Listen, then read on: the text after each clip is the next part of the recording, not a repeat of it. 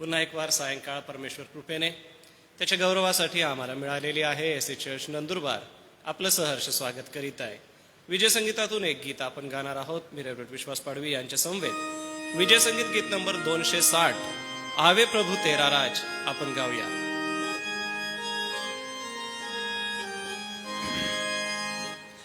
आवे प्रभु तेरा राज सारे जगत में विराज. देश के देश जो धर्मी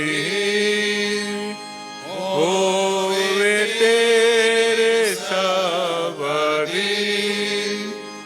आवे प्रभु तेरा राज सारे जगत में विराज. सब है भूले भ्रम धीर, सब है पापी मन मलिन. प्राण की आस से परे नरक मार्ग को धरे. आवे प्रभु तेरा राज सारे जगत में विराज. तेरे प्राण है अव्यथित, उन पर मेरी है प्रीति. सबका राजा यीशु है, प्रभु और जगदीशा है. आवे प्रभु तेरा राज सारे जगत में विराज. चहुदिश के दीप देश जाने तुझे जग नरेश. सब विरोध को कर तू नाश, अपने तेज को कर प्रकाश. आवे प्रभु तेरा राज सारे जगत में विराज. आज डॉक्टर रेव्हरंड जी जयकर यांच्याकडून मनन चिंतन आहे. मी रेव्हरंड विश्वास पाडवी आपल्याला थांबवायची विनंती करतो व आरंभी आपण आजच्या मननासाठी प्रभूच्या प्रियदासासाठी व जे मनन आपल्याकडे येणार आहे त्यासाठी विशेष प्रार्थना करावी. स्वर्गीय जिवंत देव बापा, पुन्हा एक वार या सायंकाळच्या वेळी आम्ही तुझ्या चरणाजवळ येतो. प्रभू येशू ख्रिस्त आमचा तारक आणि उद्धारक याच्या पवित्र नावामध्ये प्रभू तुझ्या चरणी बसत असताना प्रभुदेव बापा, रोजचं जे आमचं आध्यात्मिक अन्न आहे, ज्याद्वारे आमची आध्यात्मिक वाढ होते, पोषण होतं, आम्हाला प्रभुदेव बापा ख्रिस्ती जीवन जगण्यासाठी शक्ती मिळते आणि तीच ही गोड संगती प्रभू तू आम्हाला प्रतिदिवशी देतोस. म्हणून आम्ही तुझे आभार मानतो, तुझी स्तुती करतो. आज पुन्हा एकदा प्रभू तू आम्हाला यासाठी एकत्र केलंस, तुझी कृपा पुरवलीस. दिवसभर लागणारी शक्ती, आरोग्य, संरक्षण या सर्व गोष्टींचा तू विपुलतेने पुरवठा केलास. म्हणून तुझे आभार मानतो आणि तुझी स्तुती करतो. आज प्रभू तुझ्या वचनातून तुझे दास प्रभुदेवपा बोलत असताना प्रभू आमचं कान, आमचं लक्ष त्याकडे असू दे, यासाठी की देवबापा तुझ्या वचनातल्या अद्भुत गोष्टी आमच्या दृष्टीस पडाव्यात आणि प्रभू आमच्या जीवनामध्ये एक नवीन सुधारणा व्हावी, नवीन जीवन जगण्यासाठी शक्ती मिळावी. असंच तू दयेने आणि कृपेने होऊ दे. तुझ्या दासाला तुझ्या आत्म्याचा दुप्पट वाटा दे आणि त्यांच्यापासून येणारं वचन आत्मा आणि जीवन असं होऊ दे. आणि ही लहानशी संगती आम्हा सर्वांसाठी आणि ऑनलाईन ऐकणाऱ्या सर्वांसाठी आशीर्वादाची तू होऊ दे. येशूच्या नावाने ही प्रार्थना केली म्हणून तो ऐक. आमेन. आपण सर्व प्रति सायंकाळी ऑनलाईन ह्या सभेसाठी उपस्थित असतात. ख्रिस्त येशूमध्ये पुन्हा एक वार आपणा उपस्थितांचंही मी स्वागत करतो. आज देवाच्या पवित्र वचनातून जे मननचिंतन आहे ते सन्मान्य डॉक्टर रेव्हरंड जी जयकर यांच्याकडून आहे. मी आपल्या सगळ्यांच्या उपस्थितीमध्ये त्यांचं स्वागत करतो आणि पुढील वेळ सेवेसाठी मी त्यांना आमंत्रित करतो.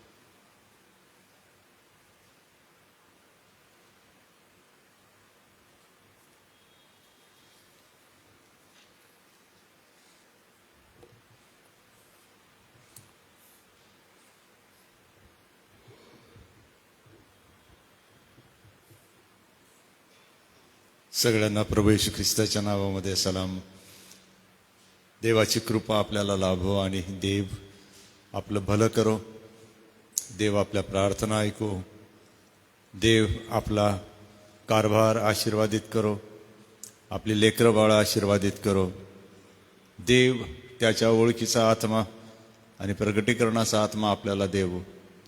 ख्रिस्ती जीवनाच्या वाटचालीमध्ये वधस्तंभाची टेकडी चढणं आपल्याला एवढी सोपी गोष्ट नाही हे आपण सर्व जाणतो.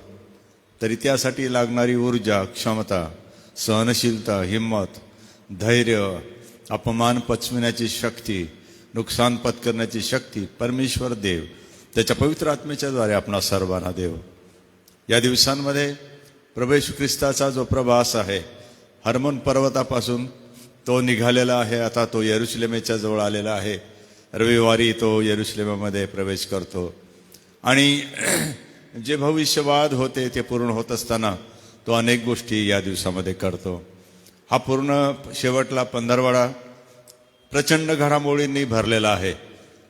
प्रचंड शिक्षणाने आणि दाखल्यांनी भरलेला आहे. त्यामध्ये विशेषतः राजा, राज्य, न्याय, दंड, आशीर्वाद अशा अनेक गोष्टींचा उल्लेख वारंवार आपल्याला आढळतो. आणि म्हणून देवा या दिवसामध्ये दुःखसहनामध्ये येशू ख्रिस्ताचा आपण जेव्हा विचार करत आहोत तर त्याच्या मनावरचं ओझं पण बघायला शिकायला आपण समजदारीने पवित्र शास्त्राकडे वळलं पाहिजे. या दिवसात येशू ख्रिस्त यरीहोमध्ये आला. त्याने प्रवेश करताना आंधळ्यांना प्रतिसाद दिला. शहराबाहेर येताना वाटेवर एका मोठ्या जकातदाराची भेट घेतली. त्याचं जीवन बदललं. पुन्हा त्या आंधळ्यांपैकी कोणाला तरी बाहेर काढलं, त्याला दृष्टीदान दिलं. याच्यामध्ये नवल नाही की यरीहो हे शहर शापित असताना त्या शापित शहरामध्ये आंधळे राहतात, भूतग्रस्त राहतात, पापी राहतात, नाशाला पावणारे लोक राहतात, त्यांची वस्ती असते. याच्यामध्ये नवल नाही. परंतु सोबतच याच शहरामध्ये याजकांची वस्ती करण्यात आली. येथून याजक यरुशलेमेत जात असत आणि आपली सेवा बजावित असत. यरीहो म्हणजे सुगंध. या सुगंधी शहराला खजूर आणि द्राक्ष त्याचप्रमाणे जैतून या उपजामुळे फार मोठं महत्त्व आलेलं होतं. आणि जक्कै हा अशाच एका आंतरराष्ट्रीय नाक्यावर सेवा करणारा म्हणजे ठेकेदारीने कर गोळा करून पैसा कमवणारा माणूस होता. हा गर्भ श्रीमंत मनुष्य आहे. त्याचं घर जर बघितलं तर येशू ख्रिस्ताला जेव्हा त्याने आमंत्रण दिलं तर त्याच्याबरोबर त्याचे किमान 12 शिष्य तर होतेच, काही आपसातले लोक सुद्धा होते. एवढ्या 20 लोकांना घरामध्ये ठेवणं, त्यांची जेवणावळ करणं, पंगत करणं साधी गोष्ट नव्हती. त्याचं घर सुद्धा तेवढं मोठं होतं. ठेंगणं आहे, दिसत नाही, जमावामध्ये ख्रिस्त कळत नाही, हे सर्व मान्य. परंतु आपल्याला शिकायला मिळतं की एका उंबराच्या झाडाने जक्कयाला संधी दिली आणि जक्कय येशूला पाहू शकला. बऱ्याचदा आपण जक्कयाबद्दल बोलतो, जमावाबद्दल बोलतो, इतर गोष्टींबद्दल फार बोलतो, आपण विसरून जातो एका उंबराच्या झाडामुळे जक्कय ख्रिस्ताला पाहू शकला. ती माध्यमं, ती माणसं, ते संसाधनं, ते मदत करणारं ते सहाय्यक जे काही आहे, तो दुवा फार महत्वाचा आहे हे आपण विसरता कामा नये. त्या उंबराच्या झाडाला कधी विचार आला नव्हता. माझा उल्लेख नवीन करारामध्ये जक्कयाच्या संदर्भात येशू ख्रिस्ताच्या भेटीबद्दल येणार आहे. तो नेहमीप्रमाणे तेथे वाढवलेला एक वृक्ष आहे. परंतु अशी वेळ आली की अनेक वृक्ष असताना त्या एका झाडाला प्रभू येशू ख्रिस्ताला भेटण्यासाठी देवाने जक्कयासाठी उपयोगी केलं. कोणीही आपण आपल्या स्वतःच्या हिमतीने, क्षमतेने, बुद्धीने आणि ज्ञानाने मोठं बनत नाही. ख्रिस्ताकडे आपण स्वतःहून जाऊ शकत नाही, कारण आपल्या मर्यादा आहेत. अशा वेळेला त्या छोट्या छोट्या लोकांनी केलेली मदत, त्यांच्यामुळे दिसलेला ख्रिस्त, आपण त्या लोकांना कधी विसरू नये, असा धडा त्यामध्ये सुद्धा आहे. त्यानंतर असं होतं की आता येशू ख्रिस्त पुन्हा एकदा आपल्या शिष्यांबरोबर वार्तालाप करतो आणि 19वा अध्याय लुकाचं शुभवर्तमान त्यामध्ये 11 ते 27 मध्ये तो एक दाखला सांगतो. असं लिहिलेलं आहे 11व्या वचनामध्ये, ते ह्या गोष्टी ऐकत असतात. आता 10 आणि 11व्या वचनामध्ये जर तुम्ही नीट बघितलं तर आपल्याला काही संवाद आहे असं दिसत नाही. येशूने एवढंच म्हटलं की आज या घराला तारण प्राप्त झाले आहे, कारण हाही अब्रामाचा पुत्र आहे. कारण मनुष्याचा पुत्र हरवलेले शोधावयास व तारावयास आला आहे. या गोष्टी ऐकत असता शिष्य ह्या गोष्टी ऐकत होते, समजून घेण्याचा प्रयत्न करत होते की हे काय झालं आहे, नेमकं येशू काय करत आहे, त्याला काय सांगायचं आहे. असं होत असता त्याने त्यास एक दाखलाही सांगितला. कारण तो यरुशलेम जवळ होता आणि देवाचं राज्य एव्हाच प्रगट होणार आहे असं त्यांना वाटत होते. हा जो दाखला सांगितला त्याचं कारण तिथे दिलेलं आहे. तो यरुशलेमेजवळ आहे आणि नंतर त्याथे त्यांना असं वाटलं की येशू ख्रिस्त देवाचं राज्य प्रगट करणार आहे. मग असा प्रश्न जर केला की ते ह्या गोष्टी ऐकत असतात, येथे जो संवाद झाला असेल तो इथे लेखक नोंदत नाही, पण तुम्हाला असं वाटतं की तोच हा संवाद असावा की येशू ख्रिस्त आता पुढे काय करणार, इस्रायलाचं राज्य स्थापन करणार, मशिहाचं राज्य स्थापन करणार. आम्हाला ते दिसेल का, आम्हाला त्यामध्ये प्रवेश मिळेल का, आम्ही त्यामध्ये अधिकारी असू का, अशा अनेक गोष्टी चालू असतील. आणि त्या गोष्टी चालू असताना अचानक प्रभू येशू ख्रिस्त त्यांच्याशी एक नवा दाखला सांगतो. हा दाखला नवीन करारामधला सर्वात प्रसिद्ध दाखला आहे. अनेक मोठे विद्वान लेखक झाले, त्यांनी या दाखल्यावर मोठी मोठी पुस्तकं लिहिलेले आहे. इंग्रजीमध्ये आहेत बहुतेक ही पुस्तकं. काही टायटल्स असे आहेत, ऑक्युपाय टिल आय कम, मी येईपर्यंत व्यापार करा, मी येईपर्यंत मिळवा, कमवा. या प्रकारचा लेख या धड्यातून आपल्याला वाचायला मिळतो. आणि सारांशात्मक जर टिप्पण जर आपण बघितलं तर आपल्याला एक गोष्ट लक्षात येते की आपल्याला हिशोब विचारला जाईल, विश्वासणाऱ्यांना हिशोब विचारला जाईल, येशूच्या शिष्यांना हिशोब विचारला जाईल. कशाबद्दल हिशोब विचारला जाईल त्याचं विवरण येते थोडक्यामध्ये दिलेलं आहे, ते आपण बघणारच आहोत. दुसरी गोष्ट अशी की त्याचं प्रतिफळ त्यांना मिळणार आहे. हिशोब मागितला जाईल, त्या हिशोबाच्या मोबदल्यामध्ये जो लेखाजोखा दिला जाईल त्या संदर्भात त्यांना प्रशंसा आणि प्रशस्ती आणि प्रतिफळ सुद्धा मिळणार आहे, असा त्याचा अर्थ आहे. तिसरी महत्वाची गोष्ट म्हणजे नकारात्मक यामध्ये सुद्धा इशारे आहेत. जे आळशी आहेत, जे काहीच मिळवत नाही, खटपट करीत नाही, देवाच्या राज्याच्या वाढीसाठी प्रयत्न करीत नाहीत, कोणत्याही प्रकारे दिलेल्या त्यांच्या देणग्यांचा सदुपयोग करीत नाही, बुद्धीचा वापर करीत नाही. आणि शेवटी अशी वेळ जेव्हा येते, जेव्हा हिशोब घेतला जातो, त्यांच्याकडे मालकाला उत्तर नसते आणि त्यांची फजिती शेवटी होते, असा इशारा आपल्याला दिलेला आढळतो. आणि म्हणून सारांशामध्ये वचन 26 मध्ये तो म्हणतो की ज्या कोणाजवळ आहे त्याला दिले जाईल आणि ज्याच्याजवळ नाही त्याचे जे आहे ते देखील त्याच्यापासून घेतले जाईल. ज्या कोणाकडे आहे त्याला दिलं जाईल. परंतु ज्याच्याकडे नाही, जे आहे ते पण काढून घेतलं जाईल. थोडं विवरण मी आपल्या समोर 2 मिनिटात मांडतो. वचन 12, वचन 11 मध्ये देवाचं राज्य प्रगट होणार, शब्द प्रयोग प्रगट होणार जो आहे त्याचा अर्थ असा आहे की दृश्यमान, प्रकाशवान दिसू लागेल. त्यांनाच वाटलं की आता यरुशलेमेकडे येशू निघालाच आहे, तर देवाचं राज्य आपल्याला यरुशलेमेमध्ये अवतरलेलं प्रकाशमान झालेलं दिसेल, अशी त्यांची अपेक्षा होती. आणि ही अयोग्य अपेक्षा नव्हती त्यांची. परंतु तो शब्द प्रयोग तसा आहे की प्रगट होणार म्हणजे खाली येणार, स्थापन होणार असं नाही. त्यांना त्याची चाहूल लागेल, दिसेल, असं त्याचा अर्थ आहे. दुसरा यामध्ये आहे की वचन 12 मध्ये कोणी एक उमराव. उमराव म्हणजे नोबलमन, महाजन ज्याला आपण म्हणतात. किंवा जर संदर्भ बघितला तर हा नेमलेला राजा आहे, ज्याला आपलं राज्य पादाक्रांत करायचं आहे आणि घेऊन पुन्हा आपली सत्ता स्थापित करायची आहे. येशू ख्रिस्त आता स्वतःला लागूकरण करून तो सांगतो आहे की मी काय करायला निघालो आहे. हा एक शब्द आहे उमराव, म्हणजे ज्याला अधिकार आहे, जो राजवंशी आहे, जो राजा आहे, परंतु त्याला राज्य मिळून परत यायचं आहे. आणि म्हणून पुढे म्हटलेलं आहे मग तो दूरदेशी गेला. म्हणून तो दूरदेशी गेला.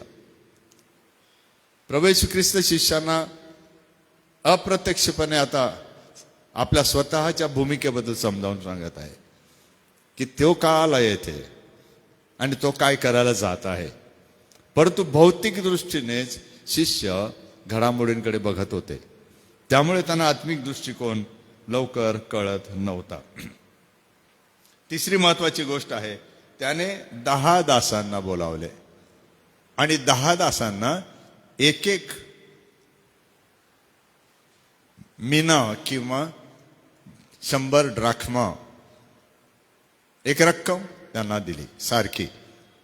10 दासांना 10, प्रत्येकी 1. हे लक्षात घ्या. 10 दासांना म्हणजे एकाला 5 दिले. तो दाखला मत्त्यामध्ये आहे, लुकामध्ये नाही. लुकाचं वेगळं आहे. येथे शब्द प्रयोग जो आहे मीना, रुपये म्हणजे मीना, आणि 1 मीना साधारणपणे 7 लाख रुपये आहे त्याची किंमत. म्हणजे 10 जणांना साधारणपणे 70 लाख रुपये चलन व्यापार करायला त्याने पुरेसे दिलं. आणि त्यानं काय सांगितलं की तुम्ही मी येईपर्यंत व्यापार करा. व्यापार करा म्हणजे ट्रेड, कमवा, मिळवा, भर घाला, तुम्ही करू शकता. शब्द प्रयोग आहे दासांना. दास म्हणजे डुलॉस हा मूळ शब्द तिथे आलेलाच आहे. परंतु हे दास हे हुशार आहेत, हे व्यापारी वृत्तीचे आहेत, हे शिकलेले सवरलेले आहेत. यांना आपल्या जबाबदाऱ्या कळतात.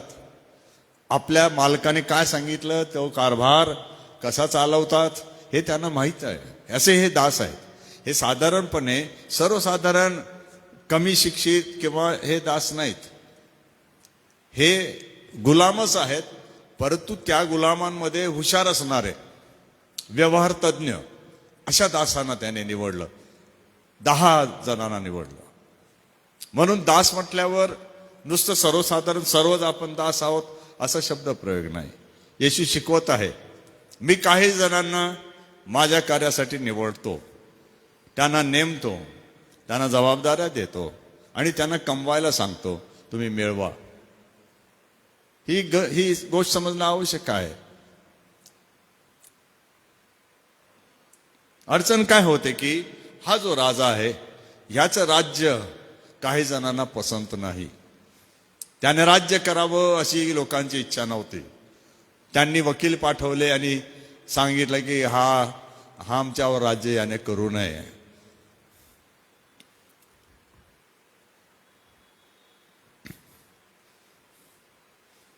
पण 14च्या शेवटी आपल्याला काही प्रतिसाद वाचायला मिळत नाही की नेमकं काय झालं. मग जर वकील गेले, बोलणी झाली राजा काय म्हणाला किंवा यांना काय उत्तर मिळालं ह्याची नोंद तेथे नाही.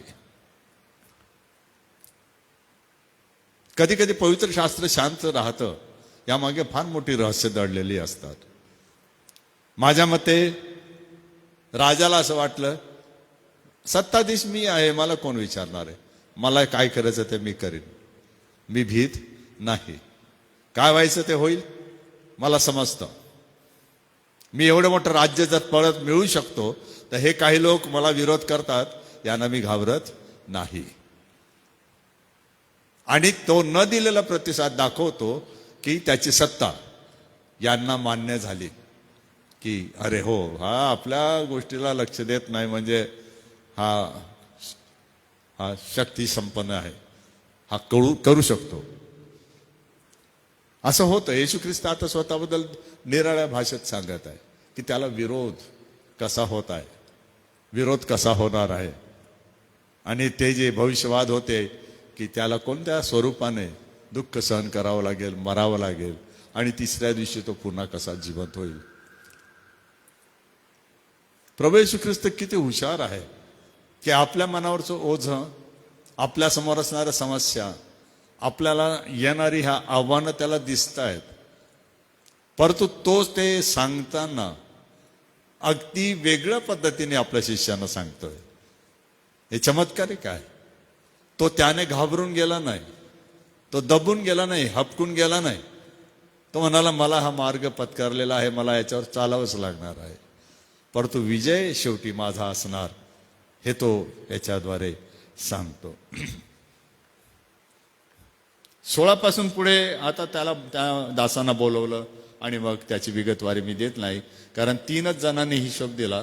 7 जणांचं काय झालं आपल्याला माहीत नाही. एकाने 10 मिळवले एकावर, एकाने 5 मिळवले, एकाने गुंडाळून ठेवलं, बँकेत काही ठेवलं नाही, त्यामुळे व्याज सुद्धा मिळालं नाही, मालकाचं नुकसान झालं. ख्रिस्ती जीवनामध्ये या दुःखजनाच्या दिवसामध्ये आपण ह्याचा नीट विचार करायला पाहिजे आहे. देवाने मला काय दिलं, ती छोटीशी गोष्ट की जी मी इन्व्हेस्ट केली पाहिजे देवाच्या राज्यासाठी, निदान बँकेत ठेवली पाहिजे, कोणाच्या तरी स्वाधीन झालं पाहिजे की जेणेकरून माझा उपयोग होईल आणि माझ्या धन्याला निदान थोडं व्याज तर मिळेल, नाही जास्त मिळत तर. अशा परिस्थितीत आपण जगतो की आपण एकावर 10 मिळवू शकत नाही. नेहमीच असा व्यापार होतो असं नाही. बऱ्याच परिस्थितींमुळे आपल्याला घाटा येतो, परंतु कमीत कमी हुशारी काय होती की 2 जण करताहेत, करू द्या. आणि ह्या तिसऱ्याला हे समजलं पाहिजे होतं, मी त्यांच्या स्पर्धेत शिरण्यापेक्षा निदान मी जर बँकेमध्ये ठेवतो तरी माझ्या धनाचं नुकसान होत नाही. आणि ही गोष्ट येशू शिकवत आहे शिष्यांना की तुमची आपसामध्ये अशा प्रकारची स्पर्धा होता कामा नये. तुमचं नुकसानच होईल, काही फायदा होणार नाही, माझाही होणार नाही आणि तुमचाही होणार नाही. तुमच्यामध्ये कोणी एकावर 10 कमवतोय का, कमवू द्या त्याला. कोणी 5 कमवतोय का, कमवू द्या त्याला. परंतु जो काही करत नाही त्याला सूचना करा, त्याला सांभाळा, त्याला सांगा की बाबा रे बँकेत तरी ठेव, नाहीतर तुझंही आणि मालकाचे नुकसान आहे. आणि तो ऐकणार नाही तर त्याला पुढे हिशोब द्यायचाच आहे. दुःखाने सांगावं लागते, ख्रिस्ती जगतामध्ये आपल्याला दिलेल्या देणग्यांचा वापर पाहिजे त्या प्रमाणात होत नाही आणि करू दिला जात नाही. होत नाही असं नाही, पण करू पण दिला जात नाही बऱ्याचदा. का, तर ही चढाओढ, माझ्यापेक्षा तो श्रेष्ठ कसा होऊ शकतो, माझ्यापेक्षा जास्त कसा करू शकतो, माझ्यापेक्षा जास्त चांगला तो कसा बनवू शकतो.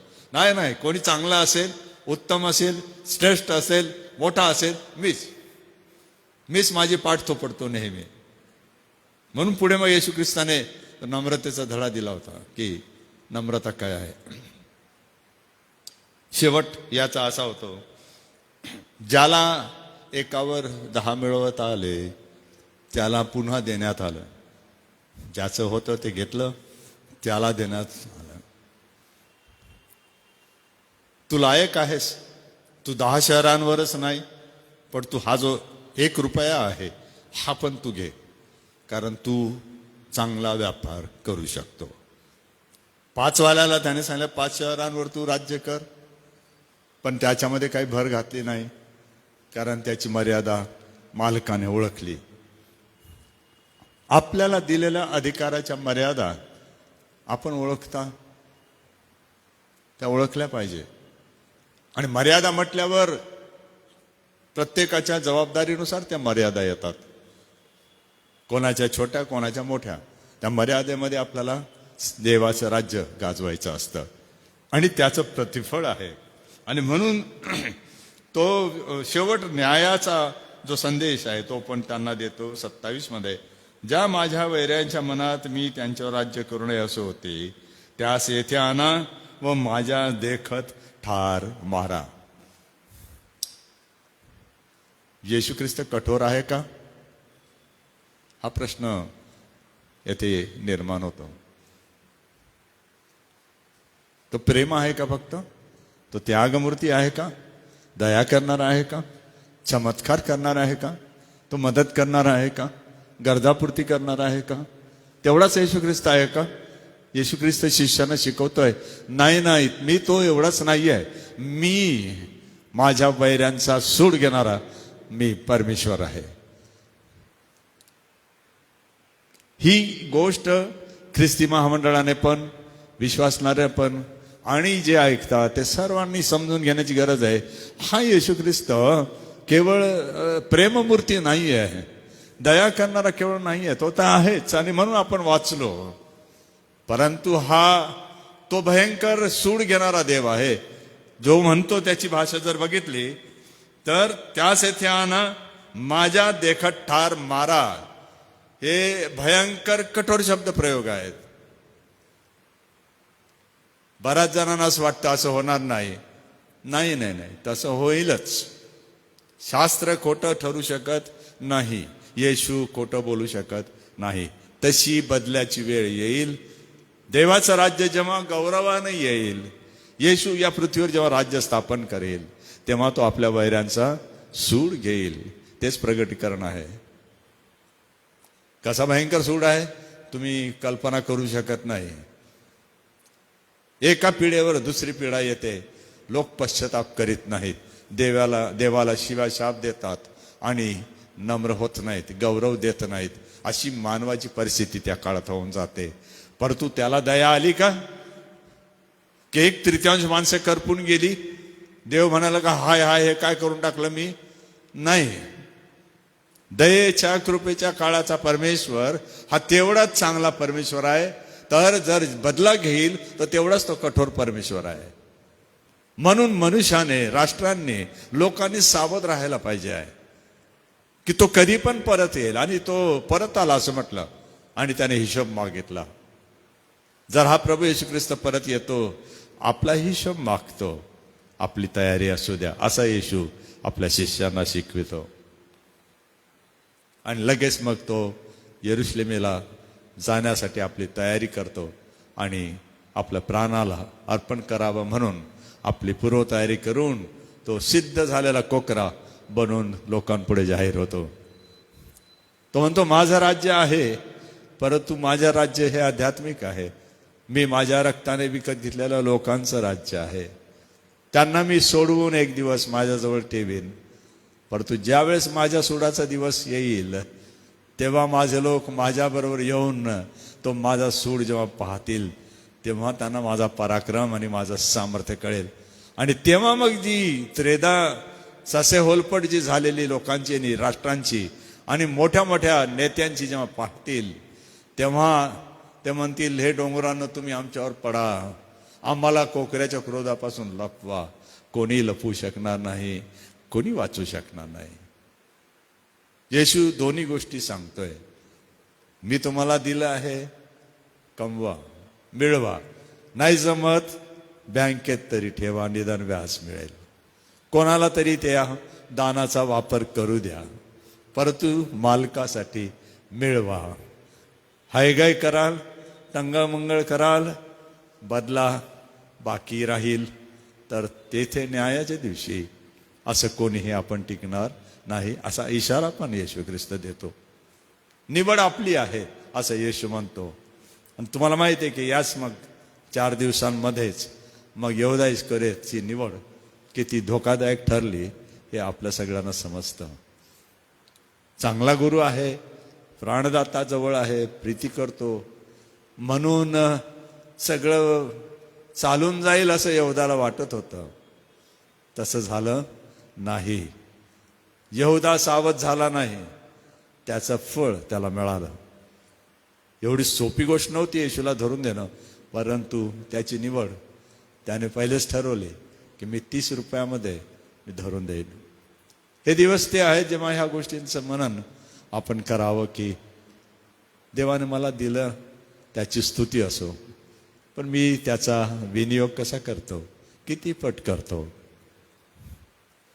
तुम्ही मला विचाराल तर मी एवढ्या एकाच वाक्यात सांगेल की मी बँकेमध्ये ठेवलेल्या त्या रुपयासारखं स्वतःला समजतो. या दिवसात उसनं जीवन आहे आपलं. निदान काही मला माझ्या मालकासाठी कमवता आलं तर फार बरं, हा एकच उद्देश ठेवून मी जगत आहे. कारण मला माहीत आहे की तो मला त्या दिवशी म्हणेल, भल्या विश्वासू दासा यांना ये, पित्याच्या जीवनामध्ये राज्यामध्ये प्रवेश कर. आपल्याबद्दलही त्याची तीच अपेक्षा आहे. म्हणून का आपण निराश व्हावं, का आपण थांबून जावं. चला थोडा प्रयत्न करा, जोर लावा, बघा मार्केट कुठे खुलं आहे आणि दिलेला रुपया गुंतवा. देव तुम्हाला आशीर्वाद देईल. आपण प्रार्थना करू.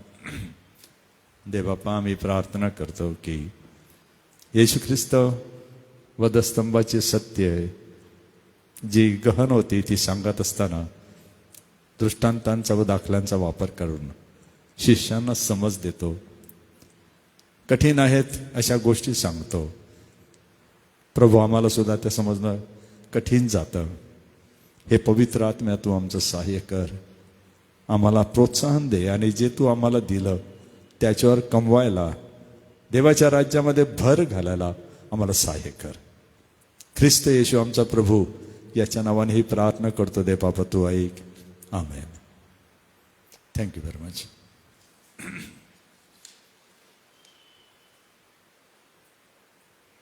प्रियजन हो, अतिशय स्पष्ट असं देवाचं पवित्र वचन आमच्या समोर आलेलं आहे.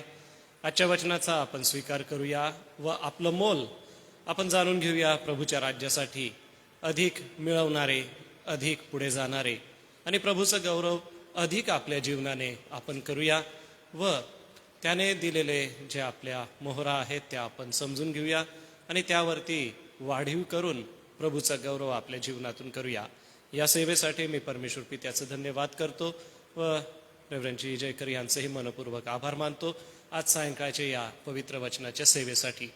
प्रियजन हो, यावेळेला आपल्या नित्य प्रार्थना आणि आजारी प्रियजनांसाठी आपण आठवण करीत असताना आपण येत्या दिवसात जो पॅशन वीक साजरा करणार आहोत, रेव्हरंड विद्यासागर गायकवाड यांचं येणं, सोबतच बाप्तिस्माच्या विद्यार्थ्यांचं बाप्तिस्मा घेणं, ह्या सगळ्या कार्यांना प्रभू आशीर्वादित करो, आरोग्य देव. सोबतच जे आजारी प्रियजन आहे त्यांची आपण आठवण करूया. ममताबाई डलगे आहेत, त्यांना प्रभूने आता आरोग्य दिलेलं आहे, त्यांच्यासाठी उपकार स्तुती करूया. सोबतच नोएल आहे, नोएल साळवे याला देबापा, नोएल नाईक याला प्रभू देबाप आरोग्य देव, त्याला आपली कृपा पुरवो.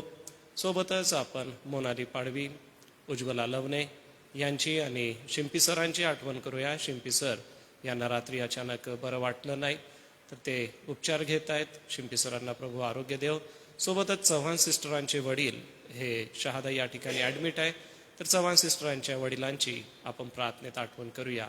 सोबतच जे आजारी प्रियजन आहे ज्यांच्यासाठी आपण नित्य प्रार्थना करीत आहोत त्यापैकी रैता अक्का आहेत, जुलियाना अक्का आहेत, मालतीबाई वळवी आहेत, यांचीही आपण आपल्या प्रार्थनेत आठवण करूया. मी सन्मान्य रेव्हरंड जयेश पठारे पाळक साहेब आपणाला विनंती करेन आपण पुढे यावत प्रार्थना करावी. त्यानंतर आपण प्रभूची प्रार्थना म्हणू आणि पाळक साहेब आशीर्वाद देतील आणि उद्यासाठी आपण सूचना घेऊ आणि गीत गाऊन आजचं मनन आपण थांबवणार आहोत.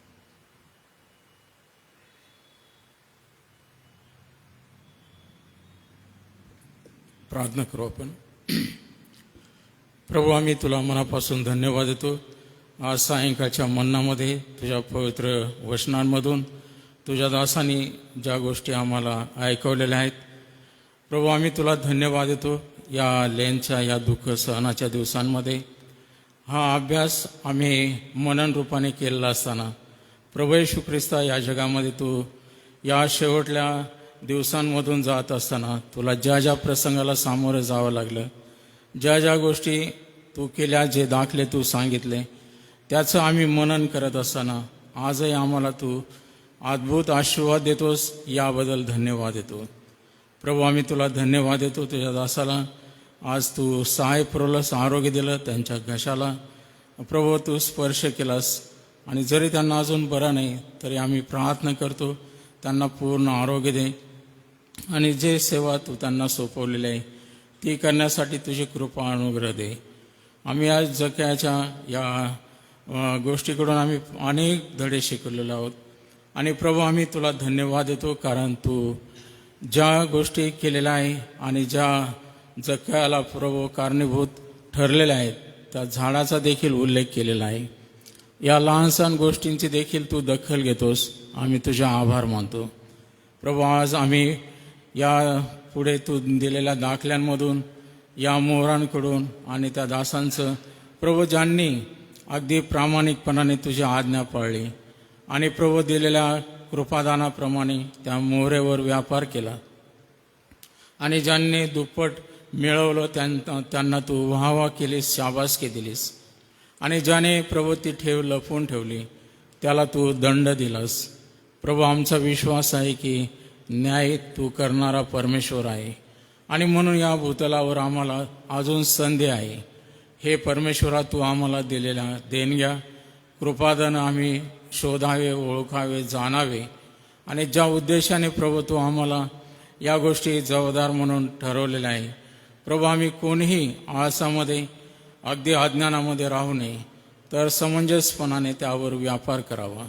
आणि म्हणून प्रभू, आम्हाला ज्या गोष्टी कराव्याला लावलेल्या आहेत त्या करण्यासाठी तू आम्हाला पवित्र आत्म्याचं मार्गदर्शन कर. हे प्रभू, आम्ही तुझा आभार मानतो, कारण तू या जगात असताना अनेकांनी तुझा द्वेष केला, तुझा तिरस्कार केला. परंतु त्या दिवशी तू येशील त्यावेळेस त्या सर्व वैऱ्यांचा सूड घेणार. आणि हे कठोर सत्य देखील आज आम्हाला प्रभू समजू दिलंस. तुझा आभार मानतो.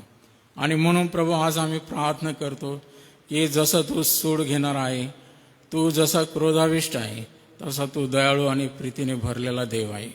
आणि म्हणून प्रभू, आज ही कृपा आमच्यावर झालेली आहे. त्या कृपेच्या काळामध्ये आम्ही अधिक दयेस पात्र ठरावे, तू आमच्यावर दया करावी. म्हणून आज आम्ही तुझ्या हातामध्ये पुन्हा सोपवून देतो. प्रभू, आम्ही प्रार्थना करतो की तू आम्हा प्रत्येकाच्याद्वारे या दिवसामध्ये गौरवलं जा.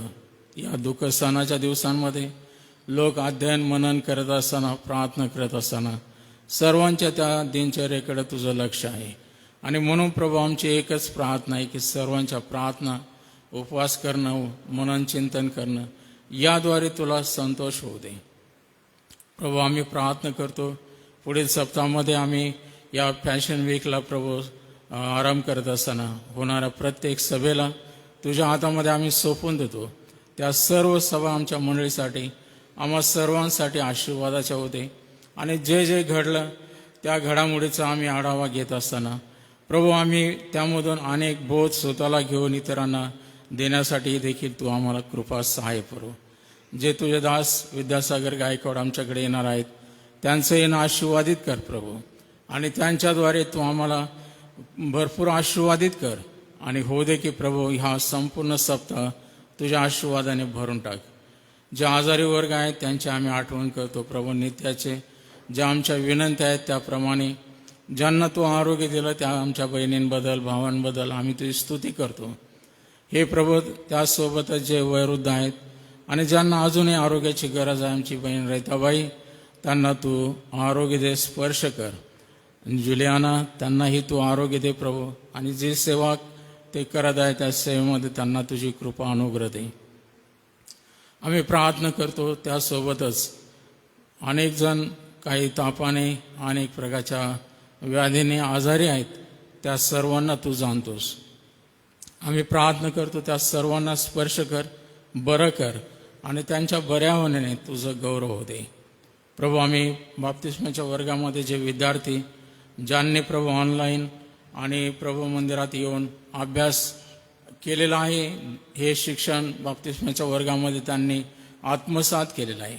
जी लहानशी परीक्षा होईल त्यासाठी देखील त्यांना ज्ञानबुद्धी दे आणि प्रभू बाप्तिस्माचा खरा अर्थ समजून जाणून त्यांनी प्रभू ते बाप्तिस्माला सामोरं जावं अशी कृपा तू होते. आणि ह्या तरुण लेकरांना तू स्पर्श कर, पवित्र आत्म्या तू त्यांच्याशी बोल आणि खऱ्या अर्थाने त्यांनी आपला पापाला जीवन पापाला मरावं आणि ख्रिस्तामध्ये पुनरुत्थित व्हावं अशी आमची आग्रहाची प्रार्थना आहे. म्हणून त्यांची आत्मिक तयारी तू कर. हा होणारा वेधी तू आशीर्वादित कर आणि या मंडळीतील प्रत्येकाला त्याद्वारे आशीर्वादाने भरून टाक. आम्ही तुझे आभार मानतो पुन्हा एक वार आजच्या या मन्नामध्ये तू आम्हा सर्वांना स्पर्श केलास, आशीर्वाद दिलास, याबद्दल आम्ही तुझ्या नावाला धन्यवाद देतो. या सर्व विनंत्या तारणाऱ्या प्रभू येशूच्या नावाने मागतो म्हणून तो ऐक. आमेन. हे आमच्या स्वर्गातील पित्या, तुझे नाव पवित्र मानले जावं, तुझे राज्य हो जसे स्वर्गात असे पृथ्वीवर आहे. तुझ्या इच्छेप्रमाणे हो. आमची रोजची भाकर आम्हाला दे. आणि जसे आम्ही आमच्या गुन्ह्यास ऋण सोडतो तसेच तू आमच्या गुन्ह्यापासून आणि आम्हास परीक्षेत आणू नकोस, तर आम्हा सर्व वाटापासून सोड. कारण हे राज्य सामर्थ्य हे सर्व काळातच आहे.